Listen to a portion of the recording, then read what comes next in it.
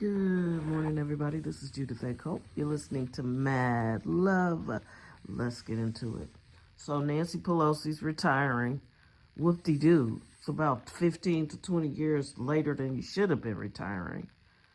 I mean, listen, don't get me wrong. There was a time when I fell under the spell of politics like everybody else. I was just as deeply brainwashed. I thought Democrats made more sense than Republicans. I thought they were decent human beings who were out here lobbying and championing for the people in ways that Republicans weren't. But the reality has set in for me that neither party is championing for the people. Nancy Pelosi stayed too long. You know, she, to me, has ruined her legacy by fucking stealing millions of dollars. And no, technically she didn't steal them, but insider trading is wrong. And a simple rudimentary internet search will show you that she has done nothing but profit from insider trading, sitting on committees and having her husband buy stocks from the results of those meetings. If you and I were to do that, we would be hauled off to prison. Hell, even Martha Stewart went to prison for that, you know? And it's just wrong. And you 80-something years old. Listen, I lived with an octogenarian for a long time. No thanks. There's no reason why someone in their 80s should be in charge of anything. They should have term limits. I'm sorry. They should. I'm not sorry. Fuck that. They should. They should have term limits. It shouldn't be this ongoing thing. You get to, quote unquote, pretend you're serving people for as long as you want to. Where's the fairness in that? And they're not serving us. She was serving herself. They're all too old. Mitch McConnell can't even speak. He's falling down. That shit is senior abuse. That is elder abuse. Whoever keeps shoving him out there, the same as bad as the people who are shoving Biden out there. Which lets you know how performative politics actually are, because, you know, these people are damn near zombies. They old as hell. Dianne Feinstein was, you know, catatonic. They had to tell her when to say yes to vote. How is that not elder abuse? And why are we just taking it? I'm telling you, my mom's brain was very different in her 80s than it was in her 70s. We traveled together when she was in her 70s. You know, she understood things and comprehended things. She could articulate concepts in her 70s in a way she couldn't in her 80s. And I don't know, our 80s will probably be different because all of us are now shoveling down creatine and walking and exercising and avoiding sugar. And, you know, we're doing all kinds of things because, listen, you're not going to live forever. But who wants to be a zombie? Who wants to forget everything? Who wants to be a burden on their family and their children because you can't stop shitting on yourself and you can't remember nothing? You know, who wants that? Nobody wants that. But I'm going to tell you something. These politicians, goodbye Nancy Pelosi. It's about 15 years too late. You should have left with Obama. But none of y'all's legacy would have been preserved because eventually the truth would come out. You know, eventually people would start to realize, like, Obama was just as bad, if not worse, than any other modern president. Biden started off strong. My mom was the one who was like, vote for Biden. I'm voting Biden. And she picked him out of the bunch. But just like him, her brain did not survive and stay intact after 2020. There's a point in America where you just get too old.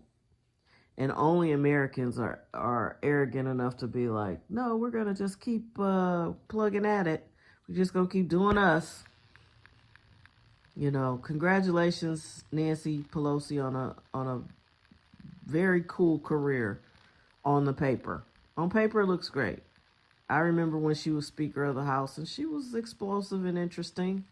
And I was buying into the theatricality of all of it, but now I know it's all so performative and fake, and they don't care, and they're padding their own pockets. But, you know, at the time, I was very impressed. But good luck. And, your ass should be locked up. I'm sorry. No, fuck that. I'm not sorry. She should go to jail. That's wrong. And call it what it is. Democrats are brainwashed. Republicans are brainwashed. Every time you say something about a Democrat, here comes a Republican. Well, the Republicans understand. That's because of that. No, they don't. They all are corrupt as fuck. And none of them care about you, period. Goodbye, Mitch McConnell. Please retire. Or he's not seeking re-election. Thanks. Nancy Pelosi, she's not running. Great. Y'all are fucking ancient. Who cares? You should have done this 10, 15 years ago.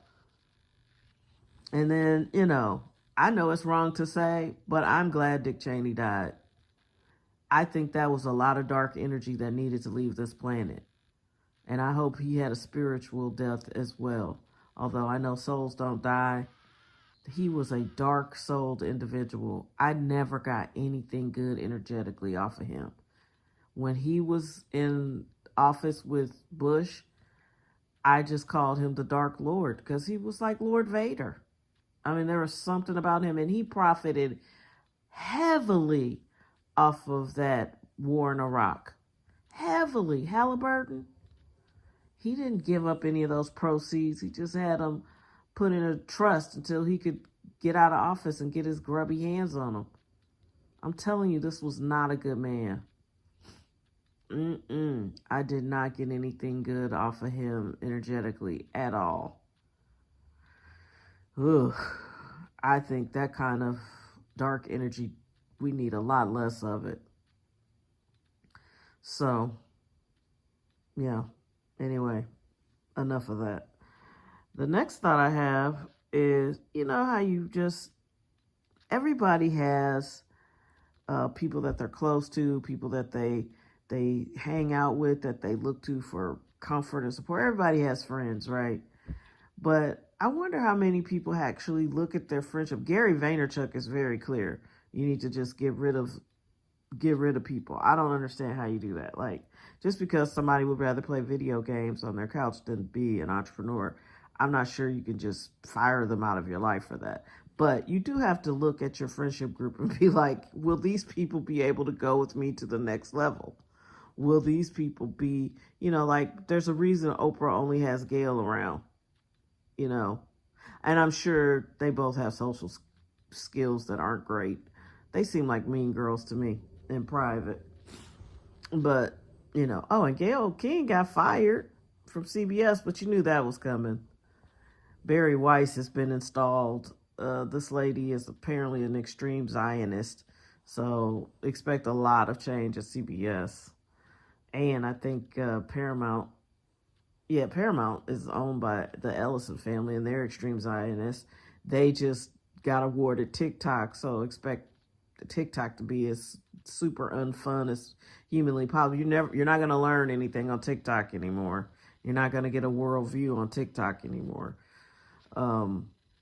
People talk about us having freedom of speech, but we're probably the most censored people in America. I mean, in the world. America is highly censored, and you see it on social media.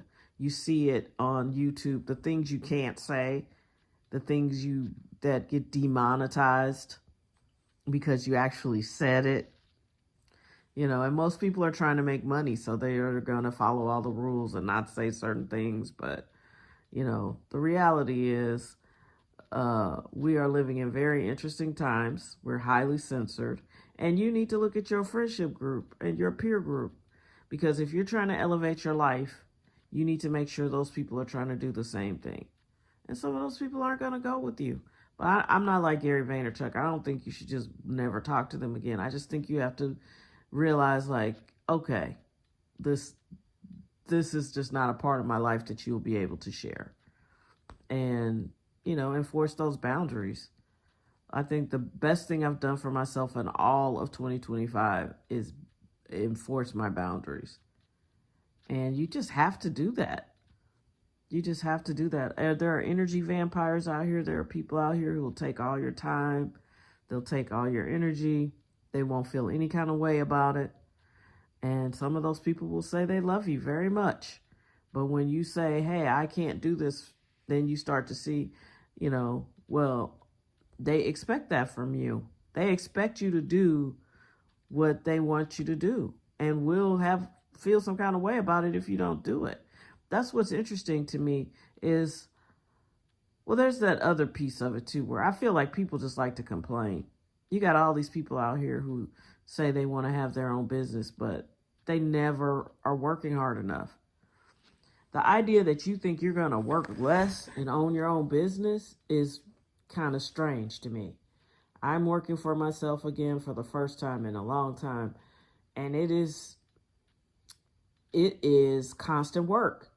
But the thing I like is I get to work how I want to, when I want to. And eventually the finances will even out, and it'll be more predictable. Right now, I'm still building. So you get clients, payment schedules are, unique. They're sporadic, but, eventually this will all even out, and I'm very excited about getting to work for myself the way I want to work for myself. But if you're not a disciplined person, please keep your job. Keep it. Because you will be living in a box. You have to be a hard worker and not just always in the mood. Or take that back. Not just a person who can only work when they feel like it or when they're in the mood. You have to be disciplined. You have to be focused, and you have to get to the place. And this is where I think society is heading for all of us. If you don't have something that you can do that generates income and you're under a certain age, you're going to really, really struggle, because things not only are super expensive, all of this is about to collapse. It's collapsing all around us. So it's like, it's going to look different. We're going to be a superpower, but we're not going to be the number one superpower for much longer. We're not now. We don't lead the world in anything except arrogance. You would assume our education system is top notch, that we're number one in all the subjects. We're not. Our healthcare is not number one. Nothing's number one. We're behind in everything. We don't have a good infrastructure. We don't have high-speed rail. We don't have universal health care. We don't have anything that connotes a successful, cared-for citizenry. Say what you want about China, and this is partly why TikTok had to just be taken out of China's hands, because China, they may be the kings of propaganda, but the citizens who are posting on China look really happy. Yes, they live in a communist country, but guess what? A lot of the innovations that we don't have, they have. And it's affordable to live there. The thing about America is it's supposed to be free, but it's really not. It's overrun with people who weren't born in America, who have no sense of patriotic tendencies, like Soros and Peter Thiel and Elon Musk. They don't love America. They love money, and they love the fact that they can run game on America. They got people driving, Elon Musk got people driving the ugliest truck ever made. That ugly ass Cybertruck is a psyop. For me, every time I see one, I think, oh, there's a gullible, impressionable person, because if you love cars, you would never put yourself in no shit that look like that. That looked like something a little kid drew, and this fool turned it into a car. It is ugly. And it's like, man, scam's on you, bro. You bought this ugly ass vehicle because you're a fucking, cult member to Elon Musk. Just because somebody's rich doesn't give them charisma. It doesn't make them smart. It doesn't make them emotionally intelligent. And Elon Musk is off. There's something not right with him. Same with Peter Thiel. The Soros family. George Soros is not a good human. He doesn't even like America. He never wanted to live in America. He just likes what America offers to him, which is a place to probably launder all of his money. He's the brainiac that funded this progressive prosecutor movement, which helped elevate crime in every major metropolitan area. Is that the act of somebody who loves the country? And Democrats are so beholden to all his money that they won't say anything. That's what I'm saying to you. All these people are bought and sold and paid for by somebody. It's either AIPAC or George Soros or some other billionaire. You may or may not know their name. It's a very interesting time to be alive. So let's unpack all of this. Nancy Pelosi is not running again or retiring. Thank God. See you later. You still should be investigated for insider trading. And you should probably have to go to jail. Because that's what would happen to the rest of us if we traded like she did. Last I checked, she had a record-setting day the day before yesterday. So last I checked, since 2018, she's made something like $280, $300 million off the stock market. Yeah, let that sink in. And she's retiring, whatever, ho. Sorry, I didn't mean to call you a hoe, Nancy, but still, you are a financial hoe. That is ridiculous. No disrespect. You're going to go do great things in this world. Everybody won't be able to go with you. Recognize that now and learn to live with that.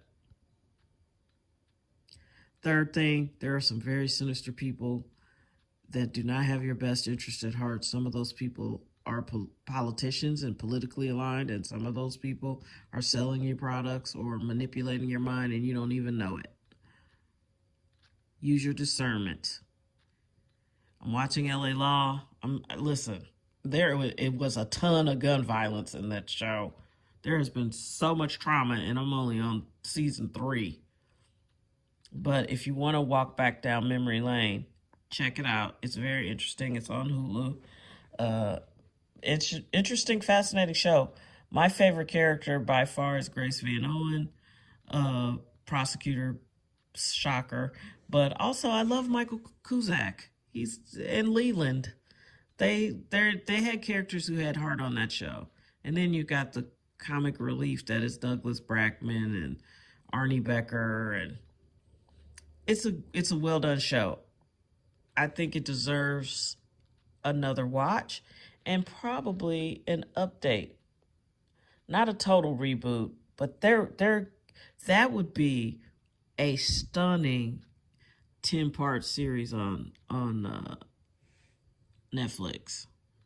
If somebody could capture it and do it right, it would not only give people work in LA, but also it could be really, really well done. And I don't mean in the fantastical, bizarre way like that guy who loves to tell these highly stylized versions of serial killers. Can't think of his name, Ryan something. Not like that. I mean just a real kind of gritty, urban, not as slick as LA Law, but a little slick. You know, I think it could be done great. And maybe I'll do it. I would love to do it. Anyway, that's all I got for you. Have an amazing weekend. Be well, be safe. I can't believe it's already Friday. These days are going fast. Please take care of yourselves and enjoy your days. Yeah, just listen. You're harder to brainwash and control when you're happy. When you're sad and mad and watching TV and gripping your chair in anger every day, you're way easier to control. That's why the news is always so shitty and terrible. Because they can control your mind that way. Because you're scared. Don't be scared. Don't be mad.